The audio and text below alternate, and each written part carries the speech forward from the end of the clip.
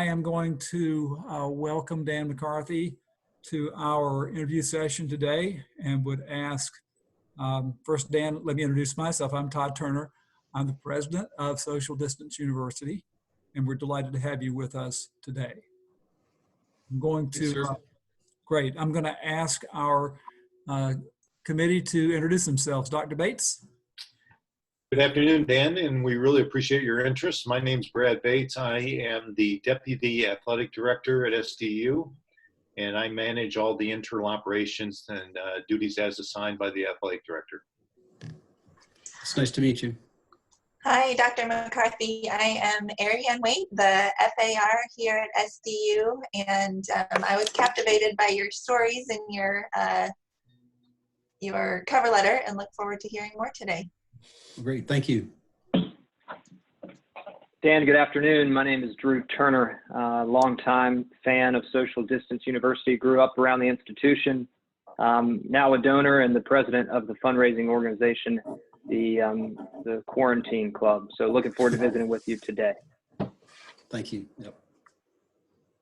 Hi, Dan. Thanks so much for joining us. My name is Clay Pfeifler. I'm a student athlete and president of the Advisory Committee.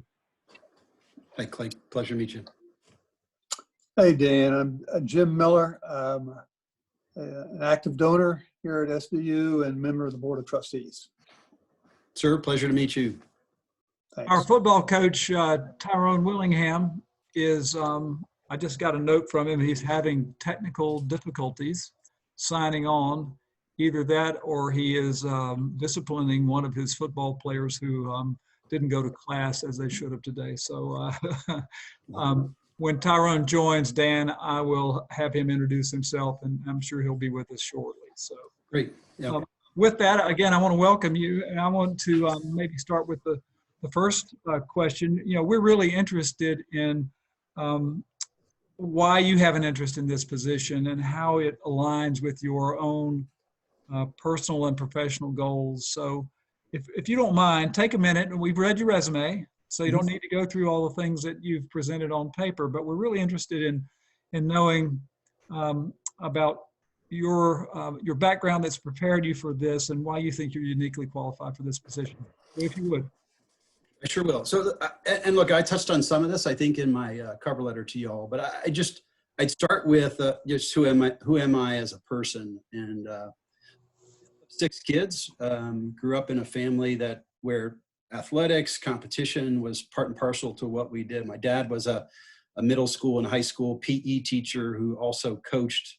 I think, as I shared with you, my earliest memories really are of myself and my 3 older brothers out on a track, and my dad as a track coach with his clipboard and his stopwatch timing us in the mile relay. And you know, I can remember my older brothers, I'll put in air quotes, encouraging me as I was running my lap towards the new family record in the mile. You know, and it was, for me, it was you know, I got that early sense of committing to something more important than myself. Like, I could see how important it was to my brothers, to my dad. He'd record our splits and time, and really just committing to something bigger than yourself and that sense of team. And I think growing up in a big family, that was kind of our way of life, right? I always was around others, and you know, you sort of have your pecking order and roles and responsibilities, I guess, growing up. And that really sort of launched me into, and then my mom, just very quickly, you know, my mom didn't get to go to college. She married young, had kids young, but was really always, in my memory, had a job and was sort of a workaholic, you know, cases to a fault. And in some case, you know, and I sometimes see some of that in myself. My dad's a storyteller. My dad's a competitor, and I certainly see those things in myself as well.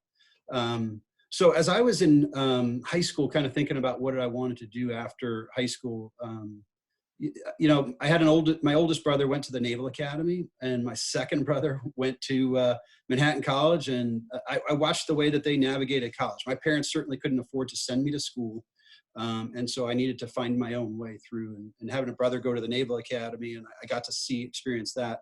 And then my brother, who sort of struggled his way through, took 6 years to go through school because he was working full time all the way through. But as I made my decision to go to West Point, for me, there was just a draw to that teamwork again, right? The Army is about people. I certainly grew up as a people person playing team sports.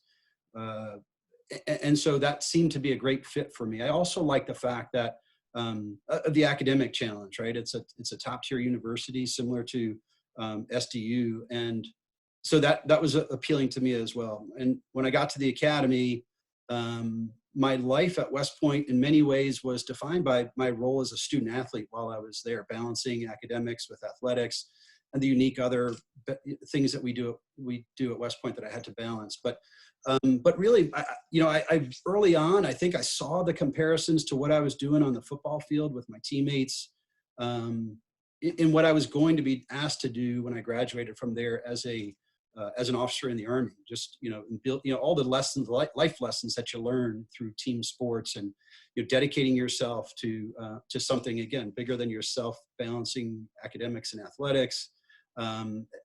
Committed to excellence, winning, losing, having to pick yourself back up, all things, building a team where people have different roles, but all have to feel valued. And that's stuff that, translated very directly to what I was going to do in life after West Point in terms of what I did in the Army. And what I realized is it applies in everyday life, in any organization that you're in. Trying to build that sense of teamwork within your organization where people, while they have different roles and responsibilities, all need to be valued, all need to be have a shared sense of responsibility to achieve something bigger than themselves. And so as I progressed my way through my Army career, I had an opportunity. I'd flown helicopters and jumped out of airplanes, but I had an opportunity to go back to West Point. And the unique thing about the football team I played on at West Point back in the late 80s was that, it was called back then 150-pound football, or now called sprint football. And so it's a small league, Northeast, 10 teams, right? It was started by the Ivies. So it's not the traditional football you might be used to in that, it's just not the one you see on TV. It's the same game of football with a weight limit. So which meant that I was, in order to play every week, in addition to doing all the things you do to prepare for a football game, I was like an old school wrestler trying to lose 20 to 25 pounds to weigh in. But what was unique is that our coaching staff were all members of the faculty at West Point. Our head coach was a civilian who worked in the athletic department, but the rest were faculty members. And they were my mentors. They were the people that I looked up to. Not only were they developing me on the field, coaching me up to be ready to play, but they're also the people that were helping me to shape my vision, my thoughts on leadership and what I wanted to do and be as an adult. And I thought that was very powerful. I saw how powerful it was in my life. And so as I was contemplating what I was going to do in the Army, whether I was going to leave the Army and pursue a civilian career, I had the opportunity to go back to West Point. So you've seen that on my resume. I went to graduate school, went back to West Point. And while I was teaching on the faculty, I had the opportunity to coach, just like I had experienced when I was a player. And it just was phenomenal. The ability to impact those young men's lives on and off the field. I was on the faculty teaching. And so, I was certainly committed to the student athlete concept. And so that really sort of launched me into this notion. I really enjoyed being around student athletes and committing to their development on and off the field. And then had an opportunity to return to the faculty later in my career. And I picked up where I left off. I wasn't coaching, unfortunately, because of my day job, if you will.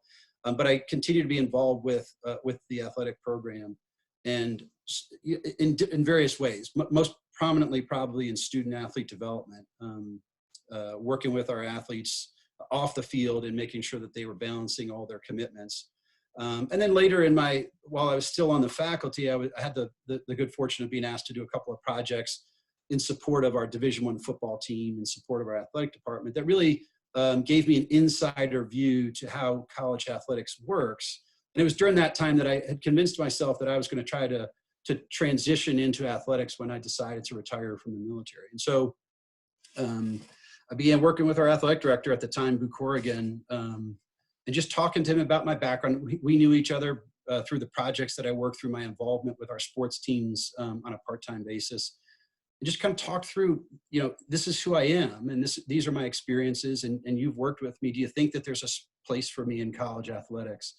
And over the course of several conversations, and he was able to he was kind enough to get me connected with some of the folks in his network. And I had those same conversations with a variety of people.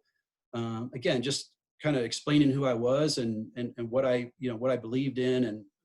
And then, looking to find out, did I feel like there was a place for me in athletics?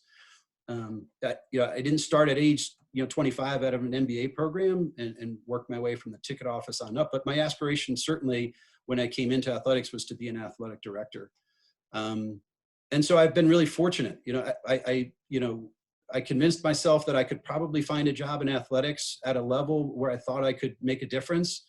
And that might then set me up for progression to put myself in a position to be an athletic director one day. And so I told the Army I wanted to retire, and they said yes. And then it became real. I had to find a job. I was fortunate.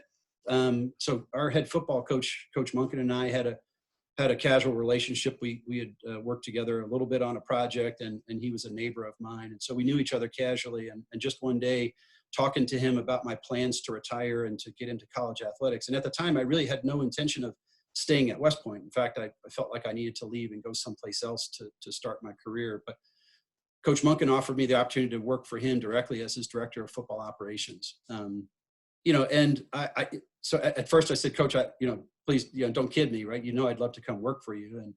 And it was a good fit. Obviously, I had been at West Point. I had a background in football. So I knew West Point, and I knew the Army, and I knew football. And I think that's what probably attracted him or me to him. So he offered me an opportunity. I spent a year with our Division I football program, working as the football ops guy. And so anyone who knows that job knows that it's certainly not glamorous. And I wasn't a decision maker anymore. So I had progressed in my military career to a position where I was used to making decisions, and sort of had to humble myself to work in a position where I had to execute his vision. And I learned more in that year about how college athletics works than I ever could have imagined. And I thought it really gave me sort of that on the ground experience that I needed to then become someone who starts thinking at a higher level about athletics and how to enable athletics to do the kind of development that we want for our student athletes, both on and off the field. And was fortunate enough that at the end of that year, we had our best season ever during that year. So I got to experience some success for sure. That Boo Corrigan, our AD at the time, offered me a position on his executive staff. So I was willing to take that next step.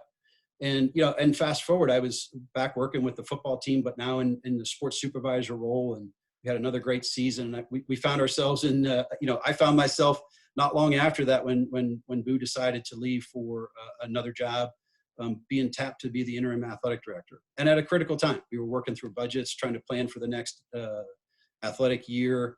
It was also a great time because our sports teams were going through their spring championship season, and we were fortunate enough to win 4 championships during that time.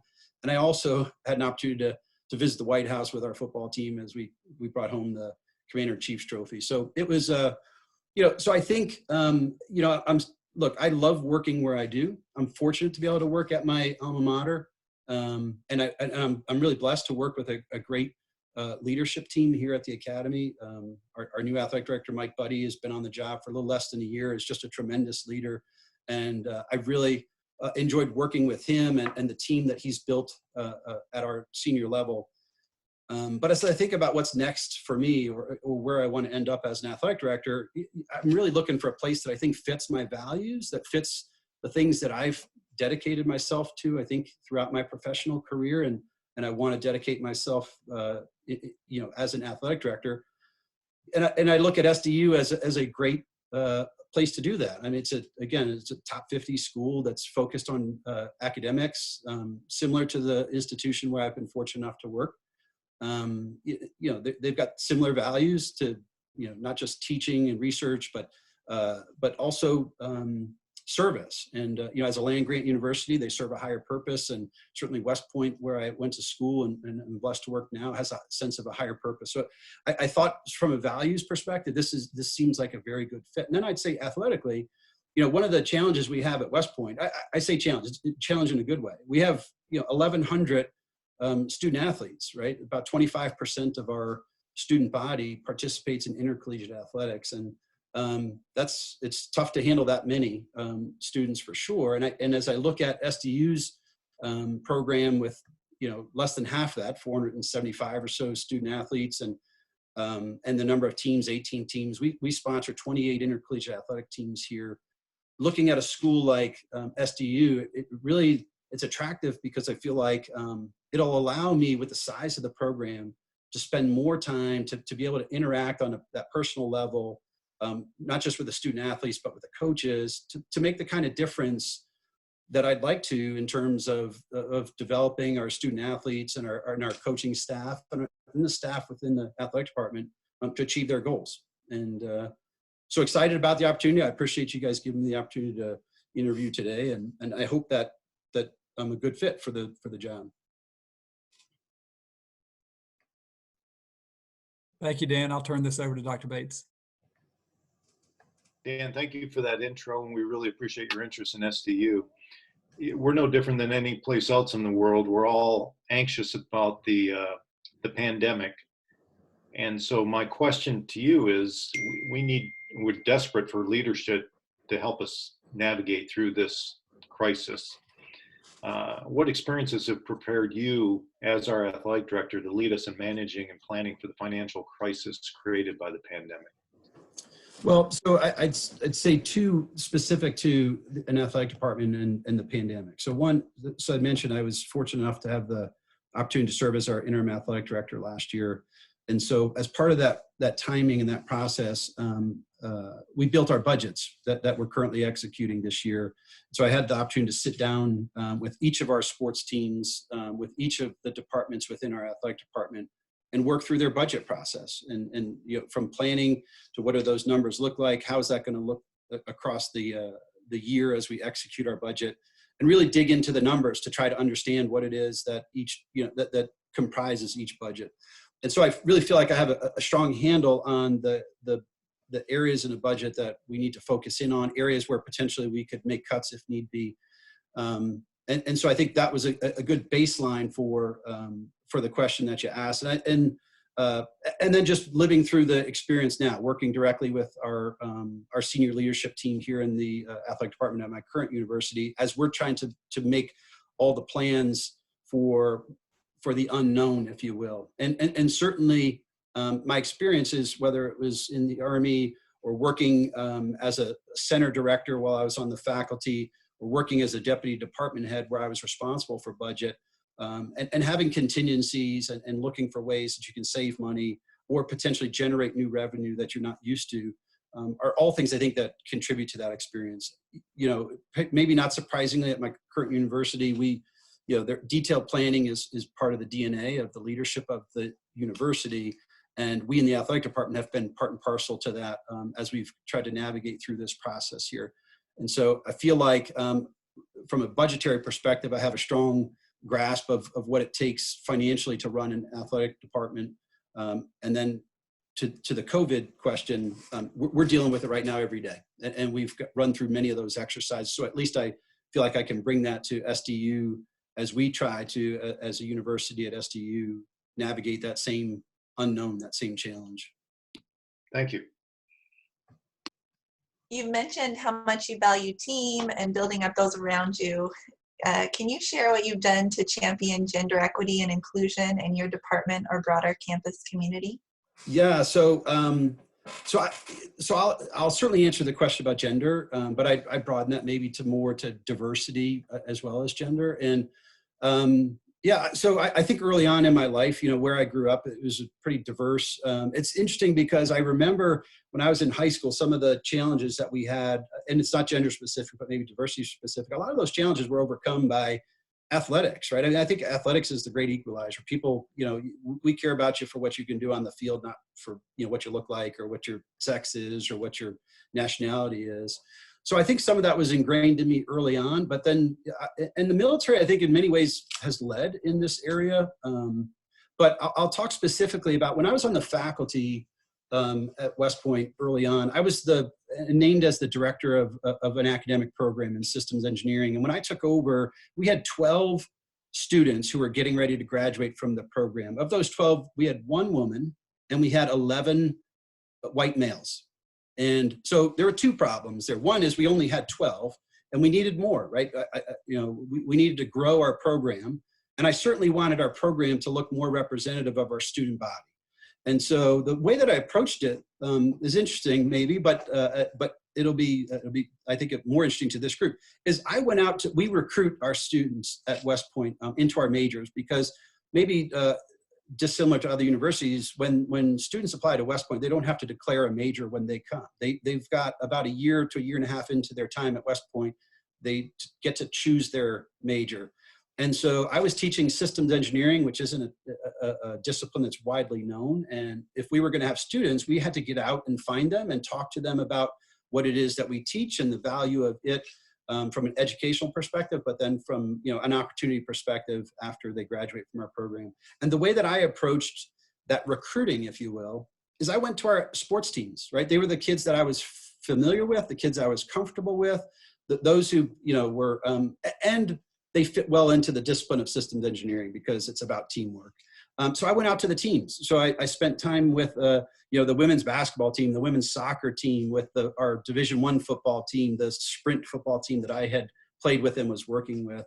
And I really try to do it through word of mouth, if you will, right? So you find somebody, you sit down with them. So I can remember vividly sitting at one of our football spirit luncheons leading up to a football game. And I had invited a young woman who was playing on our women's basketball team. And we were sitting together there and just having a conversation about about what the discipline was about and how I thought it aligned with her, the same things that she cared about as being a member of a team and being committed to something bigger than herself and trying to fit the right. And so that approach really allowed us to build through word of mouth, some interest in our program. And so two things. So 4 years later, we signed up 100 students to the program. So we went from 12 to 100 within 4 years. And so I was proud of that. But what I was more proud of is of those 100 students, we had a higher percentage of women in our program than was representative at the university. We had a higher percentage of African Americans and minorities in our program than was representative at our university. And we had a far greater, not surprisingly, percentage of student athletes in the program than were representative at the university. And just to close the loop on that, right? And so I was really proud of that. And not easy in a discipline like engineering, where often you don't see, as many women, as many minorities as you ought to see there. And so to close the loop, so that young lady that I sat next to 10 years ago is now back on our faculty. And that really drives home, I think, is the powerful point, is that you have to have representation in the leadership that then will attract the diversity that you want in the organization. And so so I'm really proud as I look back at the department that I taught in and that I attracted those students to. We have 2 former women's basketball players. We have a former Division I soccer player, a former football player on our faculty now, who are now attracting those students as they come in to have that type of representation that I think we want to have in any organization, whether it's in an academic program, in our athletic program. So that's an example of, I think, how I've worked towards trying to build that type of gender and diversity within an organization. That's wonderful. Thank you. Sure. Dan, we've got some lofty goals here at SDU, and we want to take our program to new heights. In order to get there, we're going to have some really successful fundraising years. Can you talk about your experience in engaging donors and ultimately getting those donors to give large gifts in support of the athletic department? Sure. So I know you guys are familiar with my resume. So I don't have a long history in development, maybe in the traditional sense. But what I will tell you is I do have an experience with engaging folks and trying to get them to buy into our program. So while I was still on the faculty, I mentioned that I'd run a research center, and our research was it was supported by faculty, but it was predominantly supported by student research, student work. And I would go out to organizations and I was soliciting dollars. I couldn't run the program if I didn't have money. So any work that we did was reimbursable. So they had to, they had to pay for it.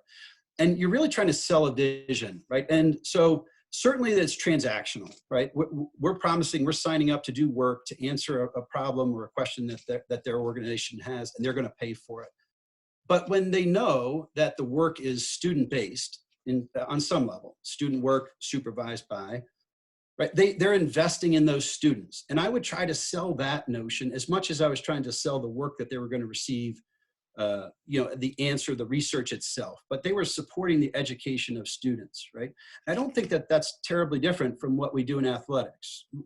We go out, we raise money, and there's a transactional nature in many respects to it, better seats or my name on a building. But what you're really investing in are those student athletes, right? And providing them with the type of athletic experience, student athlete experience that we all want them to have, right? That exceptional Division I athletic experience. And so I'd say that's part of it. The other thing that I did, both while I was on the faculty and while I've been in the athletic department, is I've gone out to our alumni groups around the country and have talked to them about the academy more broadly, but then with an underlying tone of, hey, we need your support, right? To create that margin of excellence that we need and we want to be able to provide to our academy, to our university in general. And the last piece I'd say is my current job, where I work on capital projects. We've had several projects that have been ongoing, donor-based, and so we're currently working on a renovation of our football stadium. That'll likely be about $120 million renovation. And so trying to generate the excitement to do that kind of work. And so I've been fortunate in that I've been involved in the design process from the very beginning, and been able to influence the types of features and functions and things that are going to be in that space when we renovate it. But then being able to get out and talk to our key donors. So that's something where our athletic director, our development team has relied on me as the person who's working on these capital projects to come in and create the kind of excitement around the project, whether it's by showing renderings of the project, talking about who it's going to impact, talking about the new functionality that's going to provide. So, in the case of our football stadium, I won't name names here, but the AD brought me in to sit down with probably our largest capacity alumnus. And during the course of that meeting, he not only did he commit to a very sizable gift, but he also committed to do a matching in kind as a way to spur on interest from his peers and others. So pretty significant. Created for us enough, so he and some others that we did that with, enough of a baseline of fundraising that we were able to convince the university to get behind this effort. And we're about to launch our formal fundraising campaign to raise the money we need to create this new capability in our football stadium that's going to really take us to the next level, to really take what's a historic stadium and allow it to continue to thrive for the next 50 to 100 years. Thank you very much. You got it. Dan, we've got about 15 minutes and we've got several more questions. So if you could try to be as concise as you could, I think it would be helpful. Yes, sir. We had Coach Willingham on the phone for just a moment, but apparently that didn't work either. So I'm going to ask Clay if he would follow up. Good thing. Hi, Dan. First off, I appreciate your career's focus on student athlete development and leadership. Now, you spent your entire career in a culture that perhaps runs counter to the current push for name, image, and likeness legislation. So let me ask you, how will you approach managing the changes to name, image, and likeness to best benefit your student athletes? So Clay, does everybody lose that feedback, I hope? Yeah, we did for a second. Yeah. I really think we just like to hear your thoughts about name, image, and likeness. Sure, I got it. Yep, I heard. So look, first of all, it's a challenging situation. I certainly can understand the focus on student athletes and how this could potentially help student athletes. I'm personally not convinced that it's going to help in a broad way that people would like to believe. But I think it's important for us, one, I think the NCAA, but then us as an athletic department to get out in front of the name, image, and likeness, and ensure that we're doing things to protect, I think, in some ways, the student athletes and to protect the university for that matter. So whether that involves screening of agents, I'm not sure that we'll be able to do that. Recognizing boosters and their potential to offer deals to people in some back sort of way. I think it would be great for us to have any deals that are made in the name, image, and likeness space to be made public. There certainly could be some concern about transfers, so people thinking that they will transfer because there's an offer someplace else for name, image, and likeness. So I think we'll need to hold tight to transfer rules and not waiving the mandatory year sit out and those sorts of things. And then we'll have to think internally about compliance and what their roles and responsibilities will be. But I think if we're focused on making sure that we're protecting our student athlete first, and then making sure that we protect ourselves as a university to ensure that we don't have anything going on that we wouldn't want to. And then I know, Clay, probably not your interest, but my interest as an athletic director is trying to understand what the impact of name, image, and likeness will be on things like apparel deals and our ability to generate revenue as an athletic department through partnerships like that. But if we stay focused on the student athlete and making sure that we're taking care of them in ways that we can, right, as they navigate this space too, I think we'll be okay. Hey, Dan, this is Jim. I'm going to take off a little bit on that question.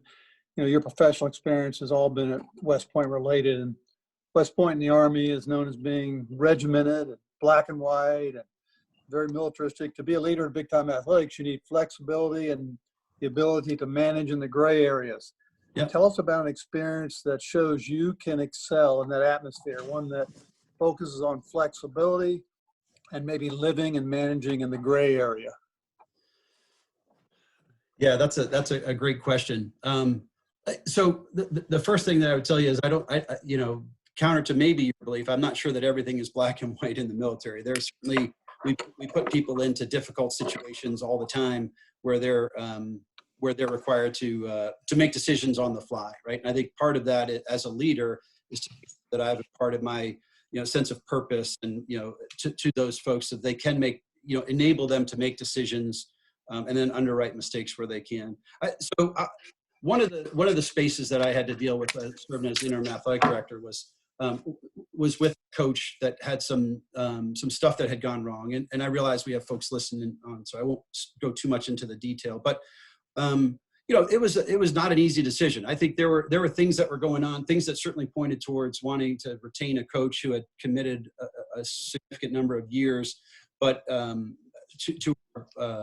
to our department, to his student athletes.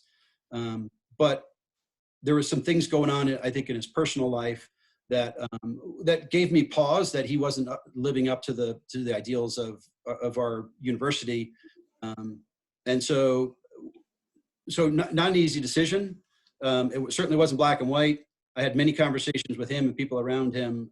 Ultimately, made a tough decision to allow that coach to go, which, as an interim athletic director, not an easy thing to do because you're not always empowered with this type of authority of the actual athletic director.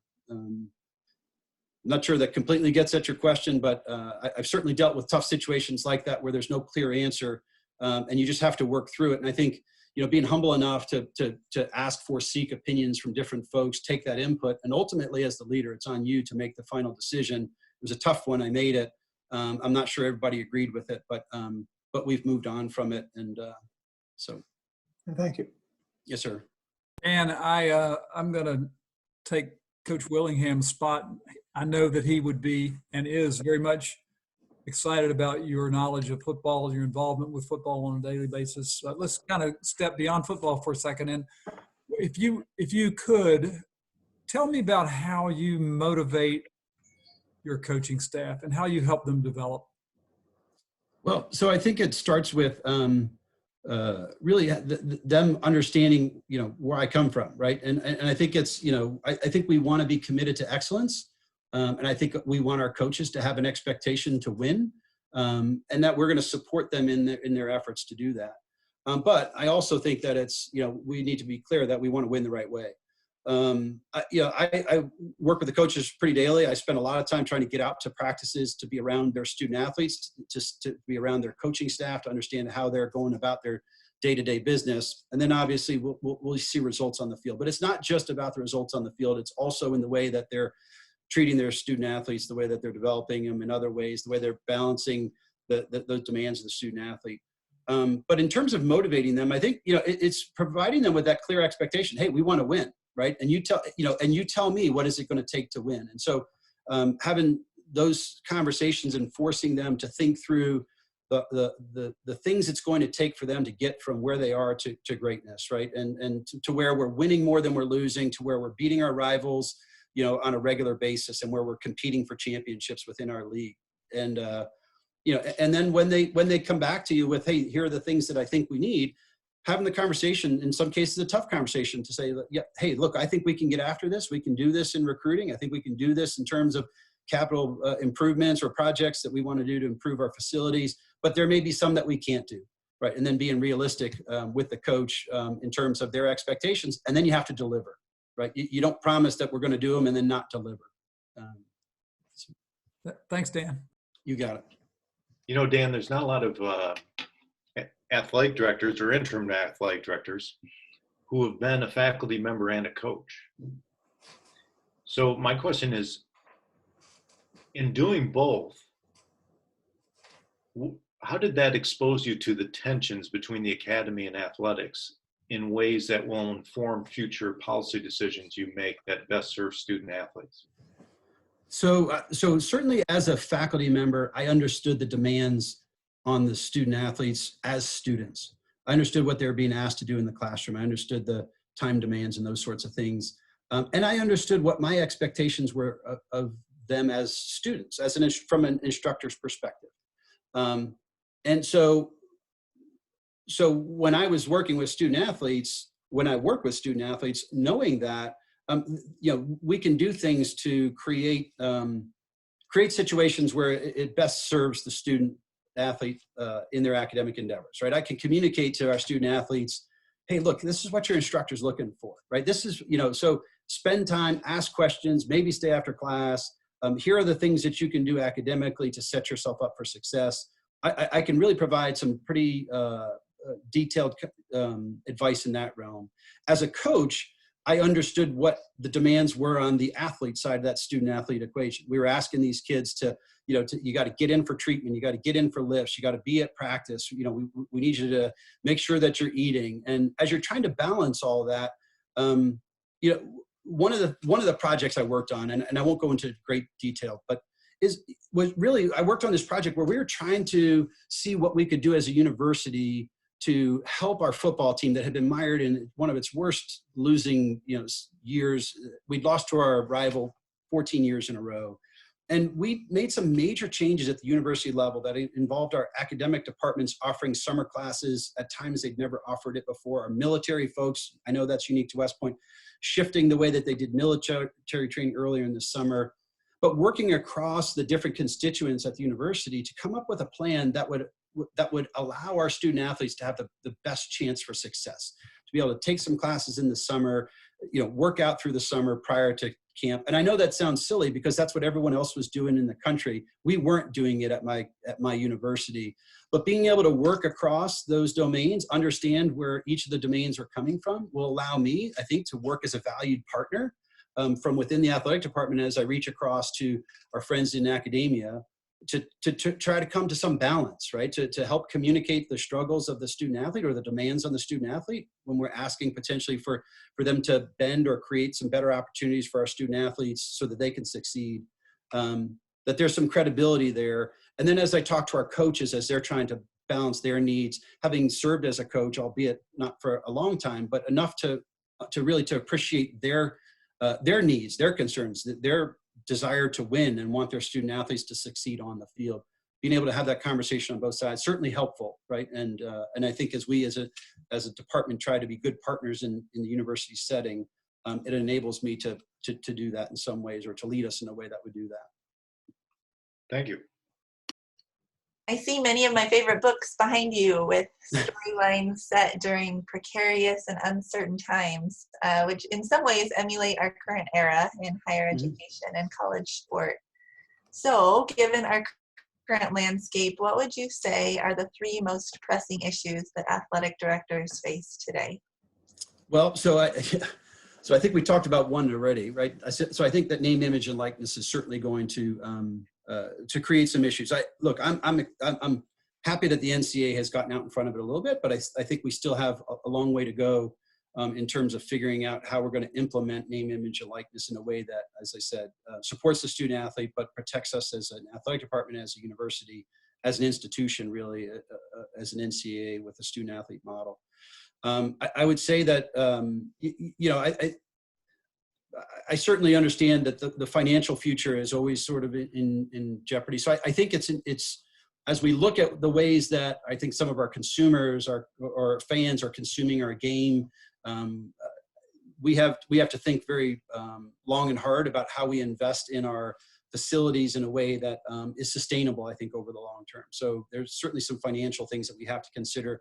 I would say, just back to my focus on student athletes, we've talked a lot about balancing their demands. I think that the elephant in the room that none of us don't recognize is mental health, right? I think that there's a lot of pressure on our student athletes these days, and we talk a lot, and we're doing plenty in terms of their health and their physical health with our athletic trainers, our strength and conditioning staffs. Nutrition has become, right? And sleep obviously is in there somewhere. But I think the mental health part of it is really something that we've got to wrestle to the ground. We've got to figure out how to help our student athletes as they navigate the transition to college, academics, athletics, as they deal with the pressures that are put on them and the expectations of them both in the classroom, on the football field, or on the basketball court, or on our field hockey pitch. I think that's the one that I think really could take us down if we don't do that right in taking care of our student athletes. Absolutely. Well said, Dan. Your resume is so unique.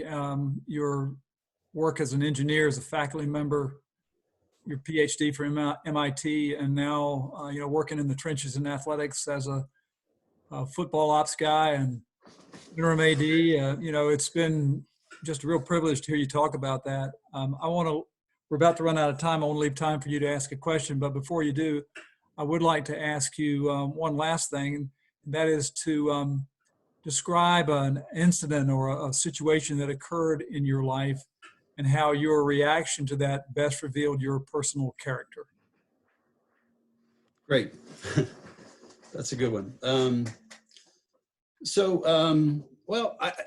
I'll give you an example from when I was serving as the interim AD. So we had the unfortunate incident of one of our student athletes was killed in a training accident here at West Point. We had probably, there was a vehicle that turned over with 20 cadets in it. 12 of them happened to be student athletes. And one of them unfortunately passed away, and he was a student athlete.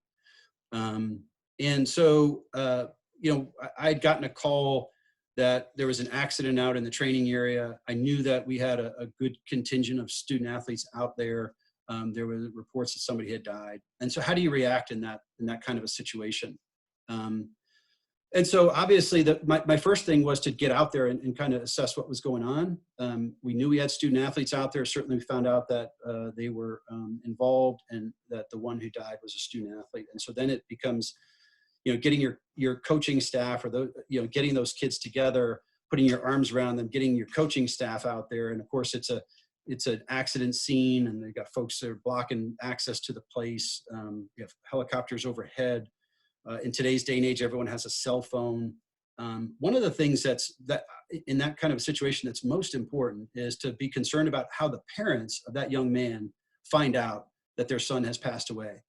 And you can imagine, between cell phones and camera, there were parents calling their kids, and it wasn't going to be long before those parents may have found out the wrong way. And so the pressure to get to those parents as quickly as we could so we could notify them in person. So I didn't have to do that part myself, but what I did have to do is to communicate to those kids who were on the ground how important it was to avoid the temptation to call home, call your parents, to start telling people what's going on, because we had to be concerned about those parents. Thankfully, at least the mother found out the right way. Unfortunately, the father found out the wrong way through the social media and cell phone world. He found out the wrong way, or at least was pretty sure that his son had passed away.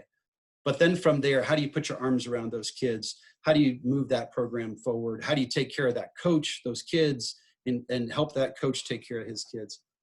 And and to move through things like allowing those kids to grieve in the middle of a training environment, right? And then from bringing the parents to the scene, the parents to visit with his teammates.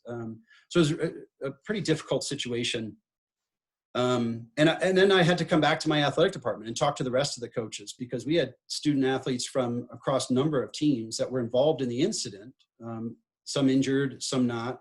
But then our department to know that one of our own, one that we cared about, had passed away. And then trying to manage just the internal story about that and how we were supporting, and people start to question, is it right to do this, not right to do that? We had kids in training. Do we put them back into training? And so the military makes some of those decisions, and then we have to be good partners and support some of those decisions that maybe we don't necessarily agree with. So leading through that, one of the things that I did, I thought was pretty powerful, is our football coach had been through a similar experience, and I immediately called him. I had obviously a great relationship with him because I dealt with him every day. But I asked him, I said, hey, can you reach out to our coach whose student athlete passed away and just provide him with just put your arm around him, maybe some mentorship, allow him to ask some questions, allow him, help him navigate through what it's like to be a coach who's lost an athlete. And so I think in that case, that having the calmness, kind of, focused on those who are hurting, but having the calmness kind of to lead through that space, I think it was something that was, that I felt like I had handled well. Unfortunately, because of some experiences I'd had in my previous life, that kind of put me in a position to think through some of those things as they were happening in real time. And I felt like we came out of that better, tighter, and we did justice by that young man who passed away and his family as they were struggling through it. What was a very, very difficult time. Wow, that's a very powerful story, and I'm sure life-altering in many ways. Well, we'll turn the tables and let you ask us a question if you have one. Well, so I guess you've read my resume. We've talked, right? Obviously, I hope that that you have a sense for who I am as a person in making a decision if I'm the right fit for your university. I guess what I'd ask is, as you look at me, what we've talked about today, as you look at my resume, what are things that concern you about my ability to do this job or my preparedness to do this job? Maybe I can answer some of those or move towards working towards improving in those areas. I don't think time would permit an answer from you to respond to that, but I'll call on my colleagues. If any of you would like to answer that question, go right ahead. I'm really thinking about Mr. Miller. But I guess what if I had to say one thing that would concern me, I guess there's two things. One would be the fact for anybody, their entire experience have been at one institution. That always is a concern to me because of the limited perspectives that are available at one institution. And actually being at a place like West Point is probably even more of an issue because it's very different than a normal institution. And I guess interaction with donors, and it's the bigger picture. The donors in Division I athletics are so important, and the relationships with the president and the donors are probably going to be critical to your success. But I would, if you're not hired at SDU, I would encourage you to stay alert for opportunities to broaden your experiences beyond the great ones you've had at West Point. Thanks, sir. I'll add one thing and follow up on Jim's comment. I thought your reference about how you elicited support from your donors for your academic program was pretty compelling. So clearly, you know how to do it. It's just a matter of what lane you get put in sometimes that makes that happen. Right. Well, that's about our time limit for today. Dan, we want to thank you for your efforts, for preparing yourself, for putting yourself out there with your peers and going through this process with us. Clearly, you've got a great future, whether it's at our university or somewhere else. We're eager to stay in touch with you, and we'll be in touch with you very shortly about the outcome here. Great, sir. Well, I appreciate the opportunity. Okay, thank you very much. I'd ask our group to stay on for just a second. Great job, Dan. Thank you. Yeah, Thank you, Dan. Thanks, sir.